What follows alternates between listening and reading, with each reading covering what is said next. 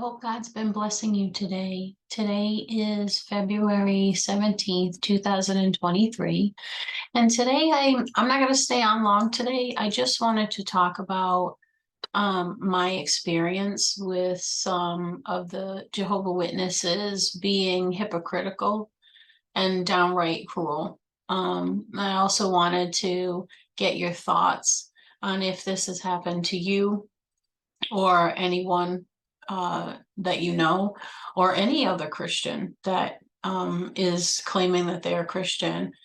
Um, I'm very curious to know if it's just the organization and the witnesses, or if it's anyone else that claims they're a Christian. So I'm just going to start. I have a few scriptures that I'm going to talk about, but first I'm going to talk about my experience. Back in October of last year, I had a heart attack and I ended up, going to the hospital. And, um, you know, because of that, and I was extremely worried that I was going to die and everything. It turned into what I would call a nervous breakdown because I was extremely depressed, anxious, couldn't get my thoughts together, was having chest pains even after they got me stable. And they ended up admitting me to the psych ward. And I was fine with that because I wanted to find out like what's going on, and I would rather be in the hospital anyway. So I guess I'll start from there. Like while I was there, um, I at first I didn't know that we couldn't have visitors like throughout the day. Okay, because I've never been in a locked unit. And so I found out after.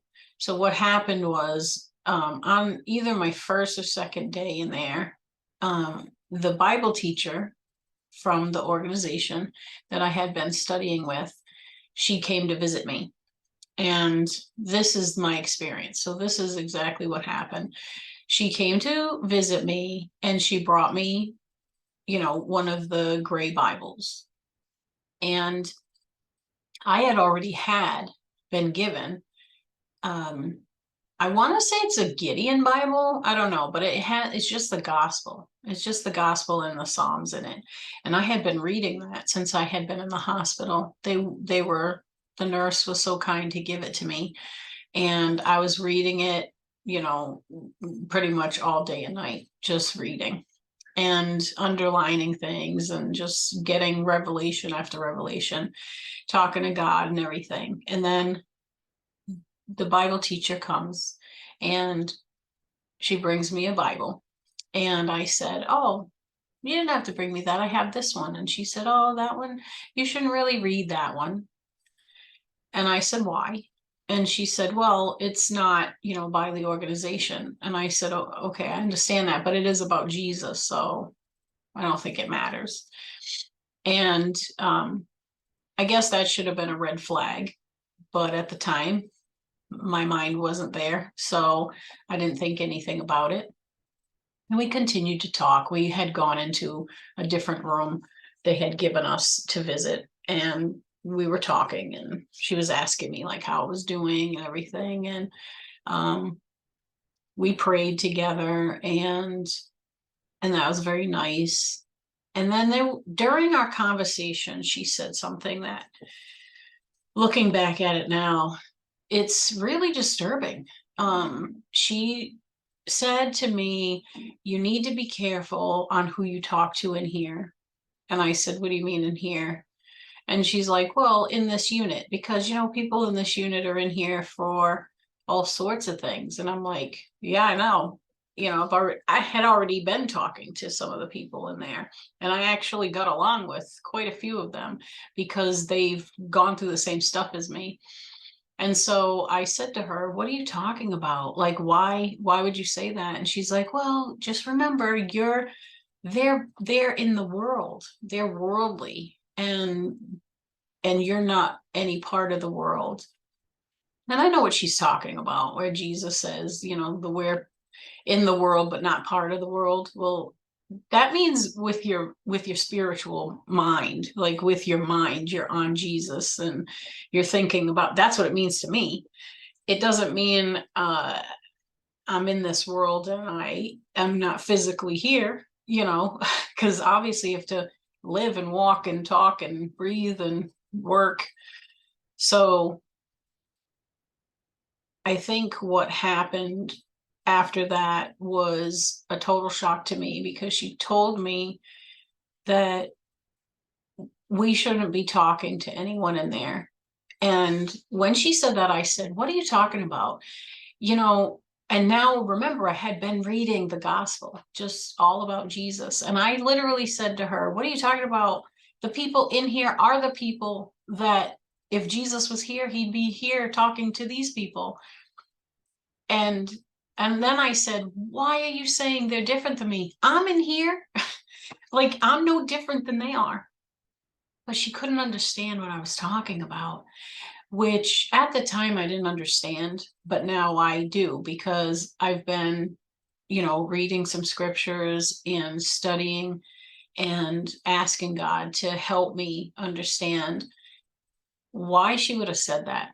So I'm going to say one of the scriptures right now is Matthew 5:44. And it reads this. This is Jesus talking. However, I say to you, continue to love your enemies and to pray for those who persecute you. So right there, I tell you to continue to love your enemies. I don't see that any of those people in the psych unit were enemies of hers, but they're also strangers. And how can you get to know the people that you're trying to save if you're not willing to talk to them? And then it brings me back to like now, where I'm considered an apostate. Well, according to the organization, apostates, you can't talk to them. They're our enemies. But Jesus is clearly saying here that we need to love our enemies and to pray for the people who persecute you. Right there, that doesn't make any sense to me. Like, is she actually understanding these scriptures? That's what worries me about the organization and how they always claim, oh, we got to do Bible studies with everyone, but they're not really studying the Bible. They're studying the publications. They're using only the scriptures that the organization has put into the publication work, the workbooks or whatever. Those are the only ones. And to be perfectly honest, half the time they don't even open the Bible. Half the time they just click on the link, because they're doing everything electronic and they don't even open the Bible. And so now I'm thinking, okay, well, we're supposed to be doing personal study on our own. That's what I was taught. Well, I actually went in the Bible. I didn't use the publications to do my personal study. Maybe that's why I was able to start to see things. I think that might be why. But anyway, all right, what about Philippians 2:3? Do nothing out of selfishness or out of egotism, but with humility consider others superior to you as you look out not only for your own interest, but the interest of others. So how are they showing this to others, to other people outside of the organization? See, to me, I don't see them treating anybody outside of the organization with kindness. I see nothing but them looking down on people. They think they have the truth. They think that they're better because they're going to the hall on Tuesdays and Sundays, and they call God Jehovah, and they don't really talk about Jesus. I mean, what does it say? It literally says the only way to God is through Jesus. And they don't even talk about Jesus. Like, they're just now starting to talk about Jesus in some of the publications that are coming out. And why is that? Why?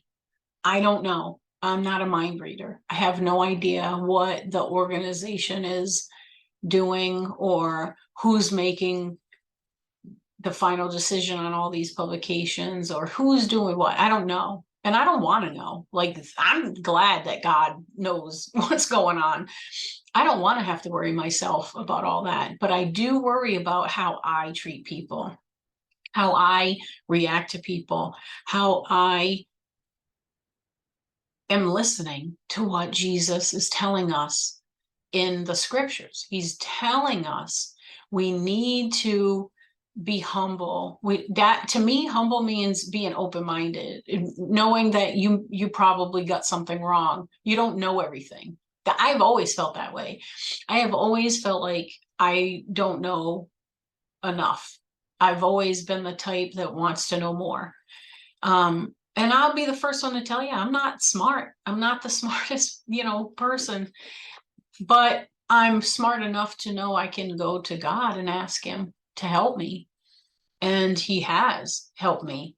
And even though I've tried to explain this to some of the brothers and sisters at the organization, they think I'm crazy.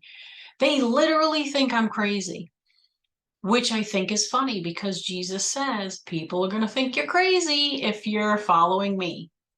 So right there, that should be a red flag to them. If they're calling me crazy, shouldn't they be like, how come people aren't calling me crazy?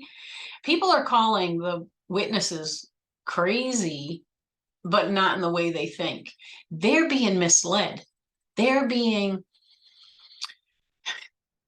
like, literally, I've been dreaming about like the Pied Piper and the organization being the Pied Piper and getting all of the witnesses to follow what they're doing, and they're all going to fall off a cliff. Like that's what I've been thinking about, and it just is breaking my heart. And I just keep praying to God to help the ones that, he sees fit. I'm not going to say specifically, I want this one and this one to stay alive. I want everyone to stay alive. I don't want anybody to die. And that's where, like, I want to turn this video back over to you guys. I've seen plenty of people that are not in the organization that love God, love Jesus, love to encourage people, love to find the truth, love to share the truth. They're not scared to share with people what they've learned. They're not asking for money. They're not worried about what tomorrow's going to bring because they're worried about what can I, do today for someone.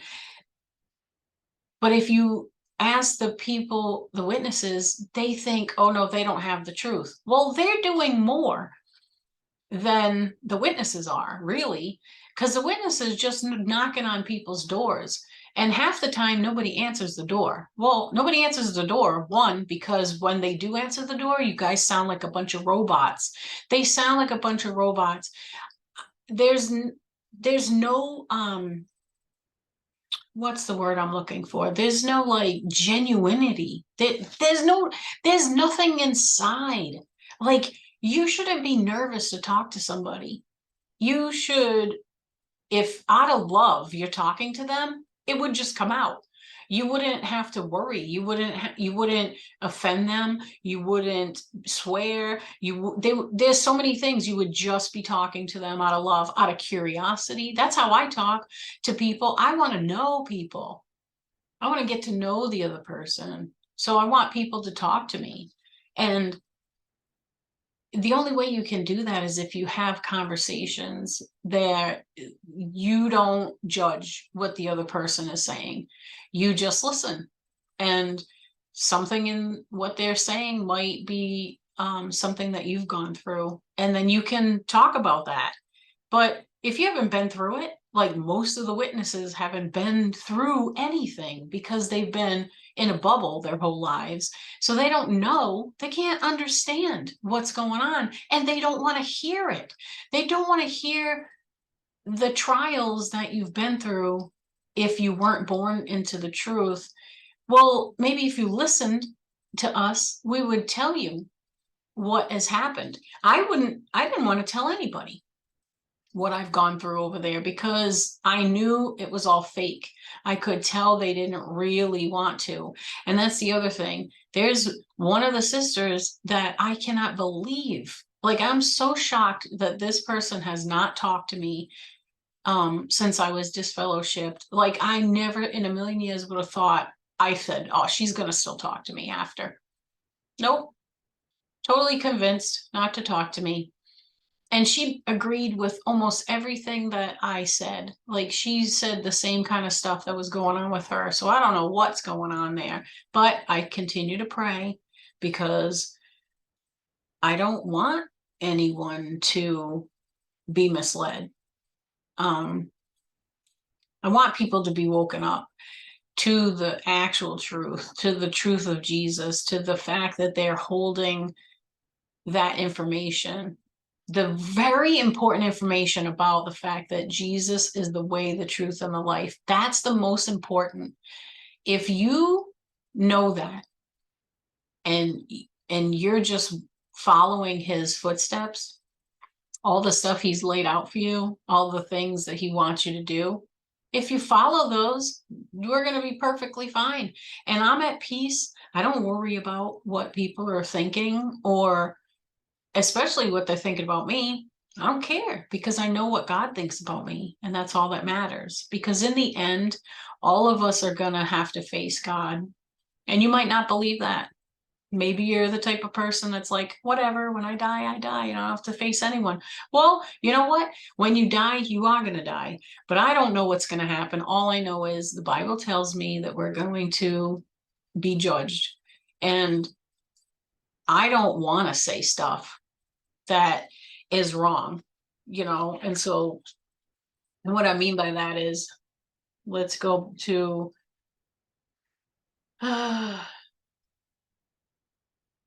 Colossians. Where is this? Colossians. Yep, Colossians 3:8.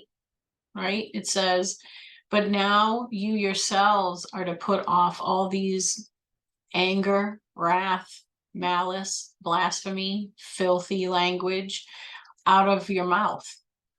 And then in Colossians 3:12, it says, therefore, as the elect of God, holy and beloved, put on tender mercies, kindness, humility, meekness, and long-suffering. Even Colossians 4:6 says, let your speech always be with grace, seasoned with salt, that you may know how you ought to answer each one. So if you think about just these three, and you think about it when you start to talk to someone, you're going to watch the way you talk. You're going to, this is what I'm learning. I'm learning this now at 50. It's never too late to learn. You have to be able to grow. You have to have an open mind. You cannot put God in a bubble. You cannot think this is the way it's going to happen. Nothing else is going to be different. You're going to miss out. You're going to miss out, because you have to be open to listening to every sort of possibility. None of us know. None of us know. And if you claim you know, you're lying. And God knows you're lying, because nobody knows. So nobody knows. We can only worry about our actions and our reactions to people. I don't want to preach one thing and teach one thing and do something totally different. And that's what I see with the Jehovah Witnesses. And it's very sad, because they don't see it. They have no idea. They think they're doing the right thing. Like, I'll just use this for an example. Okay, so that same Bible teacher, one time she was trying to prove a point to me. Why do we go door to door? So she gave me the story of, if your neighbor,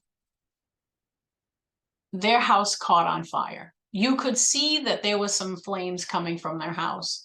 If you went over there and you knocked on the door and you told your neighbor that their house was on fire, and the neighbor, came out of the house, and you were able to call the fire department and everything gets saved. Well, you've saved your neighbor. If you saw there was a fire and you went back in your house and did nothing, well, then that's not loving, which I agree with. But if I go to my neighbor and I tell him that the house is on fire, he has free will. He can either slam the door in my face and go in there and do nothing, or he can listen to me and come out.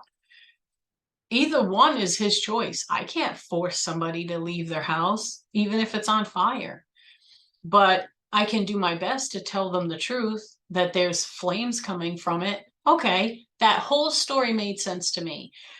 But what she forgets is, what about the people, that you're just walking by on the street? What about the people that you claim to have loved for 5 years, and now all of a sudden a man, an organization is telling you not to talk to these people?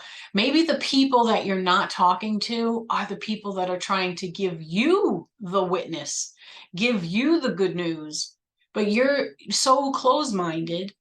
People that are in the organization are so closed-minded to any outside information that they're going to miss it. They're going to miss something. And what's the big deal if you listen to an apostate? That's my question. What's the big deal if you listen to me? I haven't changed. Just because you call me an apostate doesn't mean I'm an apostate. I'm not trying to be mean to people. I'm still the same exact person I was when I was in the organization that I am right now. The only thing is, I have more empathy towards the people that are left behind in the organization, because I can see now how we are being misled, how that organization is misleading a bunch of people with misinformation. The stuff they tell us not to listen to, they're doing it, which is super sad and frustrating. But if I can't help, face to face somebody, I can pray. I can ask God to help them. I can ask God to open their eyes. I can ask God all sorts of things, to help these people. But in the end, it isn't up to me. It isn't up to me. It is up to the actual person. I can only worry about myself, my actions, and my reactions. So anyway, I'm not going to stay on much longer. I'm very curious, though. Please leave a comment if you've gone through the same thing, if you've seen somebody doing this to you, or in the organization, or even not in the organization, but someone that's, claiming to be a Christian. I think we need to just all stop fighting with each other and stop being so selfish. Like, just listen to what other people have to say. If I was to say something to a witness, what is the big deal if you listen? If you listen to me and you don't agree, did that change you in any way? No, but you're still being nice and treating everyone as humans. Anyway, I hope you all have a blessed day, and I'll see you in the next video.